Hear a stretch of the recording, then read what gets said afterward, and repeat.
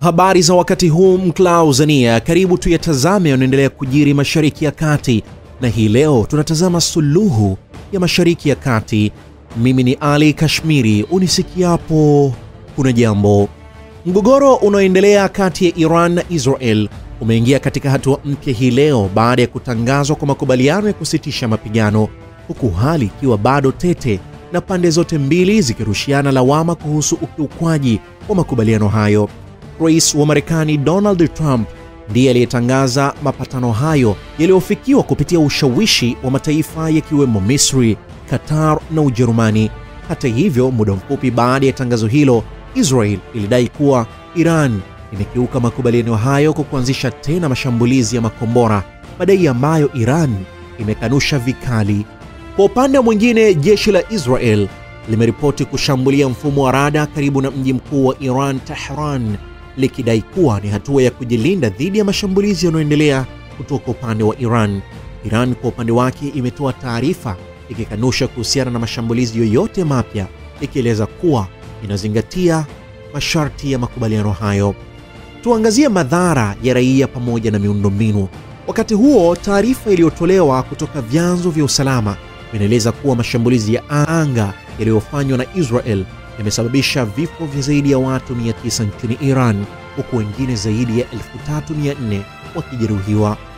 Vituo vya afya katika maeneo ya mashariki mwa Iran vimeripotiwa kuzidiwa uwezo kutokana na idadi kubwa ya majeruhi. Katika upande wa Israel, mashambulizi ya makombora kutoka Iran yamesababisha vifo vya raia kadhaa katika mji wa Beersheba na maeneo ya kusini mwa nchi hiyo.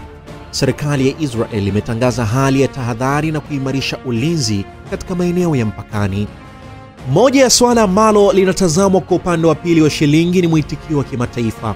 Wakati jumuiya ya kimataifa imetoa wito wa haraka wa kusitishwa kwa mashambulizi ya kurejeshwa kwa utulivu, Umoja wa Ulaya, Saudi Arabia, Uingereza na Qatar wameonyesha wasiwasi mkubwa kuhusiana na uwezekano wa kuongezeka kwa vita kamili, huku rais wa Ufaransa Emmanuel Macron akionya kuhusu hatari ya matumizi ya silaha za nyuklia iwapo hali haitadhibitiwa haraka. Marekani kupitia ubalozi wake wa Israel imeanza zoezi la kuondoa raia wake waliopo maeneo hatarishi, huku ikiendelea na juhudi za kidiplomasia kushawishi pande zote mbili kuheshimu makubaliano ya kusitisha mapigano. Mbali na hayo, mgogoro huo umeathiri masoko ya dunia, hasa katika sekta ya mafuta. Bei ya mafuta ghafi ya Brent na WTI imeshuka kwa 5% kutokana na matumaini makubwa kuwa mapato ya kusitisha mapigano yatazuia kuvurugika kwa usafirishaji wa mafuta katika ghuba ya Uajemi. Masoko ya hisa pia yameonyesha matumaini, huku wawekezaji wakisubiri ishara ya udhibiti wa kisiasa katika eneo hilo. Huku dunia ikiwa imesubiri matokeo ya mapato haya ya kusitisha mapigano, bado hali ya wasiwasi inatawala katika eneo hilo. Kila upande unaonekana kutokuwa na imani na mwenzake, jambo linalozua hofu kurejea kwa mapigano wakati wowote.